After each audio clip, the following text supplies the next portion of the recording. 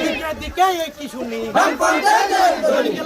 ইনকিলাব ইনকিলাব জিন্দাবাদ বামফ্রন্ট দিচড়াক বামফ্রন্টের আজকের এই পদযাত্রা ছিল দলে দলে যোগ দেন আসলে টাকার মধ্যে 340 টাকা হলো না কেন বিজেপি সরকার জবাব চাই সরকার জবাব চাই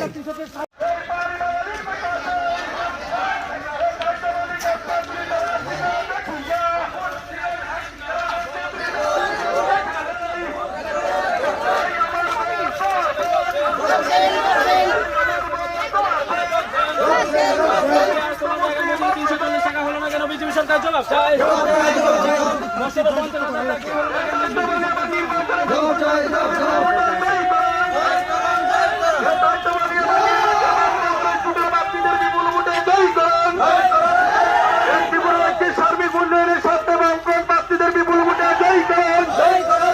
ত্রিপুরা রাজ্যকে উন্নয়নের স্বার্থে অষ্টমবারের মতো বামফ্রন্ট সরকার করছে। বিজেপিকে আবার নির্বাচনে আসতে ভোটও দিচ্ছি না। বিজেপি জেনে কখন সন্ত্রাস করে ত্রিপুরা রাজ্যের বুকে ক্ষমতা আসা যায় না।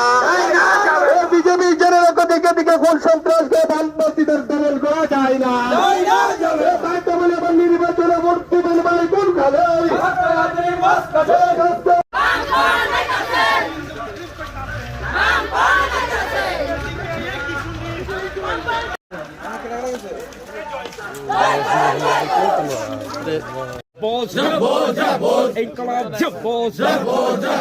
নবাগতদের জানাই রেড স্যালুট নবাগতদের জানাই red salute red salute to comrade red salute ইনকলাব জিন্দাবাদ জিন্দাবাদ ইনকলাব জিন্দাবাদ সিপিএম দিচড়াক নবাগতদের জানাই red salute red salute to comrade red salute ঠিক আছে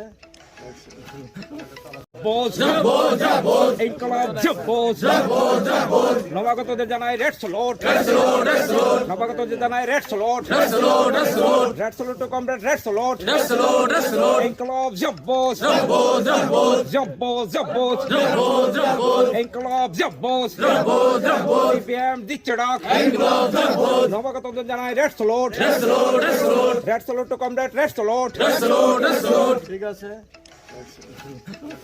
red salute red salute to comrade red salute নবাগত কংগ্রেসের জন্য রেড স্যালুট বামফ্রন্টের নবাগত কংগ্রেসের জন্য রেড স্যালুট ইনকলাব জিন্দাবাদ সিপিআইএম দিচড়াক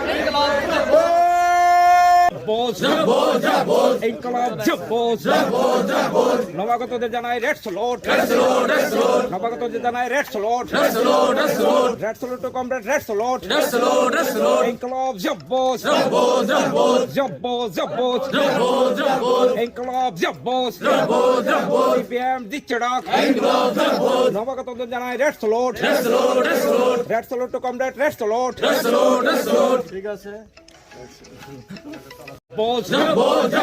ইনকলাব জিন্দাবাদ নবাগতদের জানাই রেড স্যালুট নবাগতদের জানাই red salute red salute to comrade red salute ইনকলাব জিন্দাবাদ জিন্দাবাদ ইনকলাব জিন্দাবাদ সিপিএম দিচড়াক নবাগতদের জানাই red salute red salute to comrade red salute ঠিক আছে এটাই একমাত্র পথ। ঐক্যবদ্ধভাবে আমাদের লড়াই করতে হবে। তাই কংগ্রেসের বন্ধুরা যারা এসেছেন আমি তাদেরকে ধন্যবাদ এবং অভিনন্দন জানাই। আগামী দিনে উন্নয়নের জন্য আমরা একজোট হয়ে লড়াই করতে হবে। এই যে উন্নয়নের প্রশ্নে রাধানগর এলাকা বা রাজনগর বিধানসভা এলাকা একটা কাজ বিজেপির তারা করেছে, আপনাদের কাছে কোনো খবর আছে? একটা কাজও সারা বিধানসভা এলাকার মধ্যে দেখাতে পারবে না। যা রাস্তাগুলি আমাদের ছিল সেই রাস্তাগুলি পর্যন্ত আজকে ছড় চামড়া উঠে শেষ হয়ে গেছে, মেরামত করে রাখতে পারছে না। হাসপাতাল, এই রাধানগর হাসপাতাল আমরাই শুরু করে দিয়ে এসেছিলাম, সেই রাস্তাটা এই হাসপাতালটা 24 ঘন্টা চালু করে শুরু করতে পারলেন না। এখন পর্যন্ত ওই কেন্দ্রীয় মন্ত্রী দিয়ে 24 ঘন্টা চালু করার জন্য ফিতা কেটেছে, এখন পর্যন্ত তো সেটা চালু হয়নি। পরিষেবা পাচ্ছে না। তাই এই অবস্থার মধ্যে উন্নয়নের জন্য, অগ্রগতির জন্য, শান্তি সম্প্রীতির জন্য ভবিষ্যৎ দিনে ত্রিপুরাকে আরো এগিয়ে নিয়ে যাওয়ার স্বার্থে সমস্ত গণতান্ত্রিক মানুষকে এগিয়ে আসতে হবে, ঐক্যবদ্ধভাবে আমরা লড়াই করতে চাই।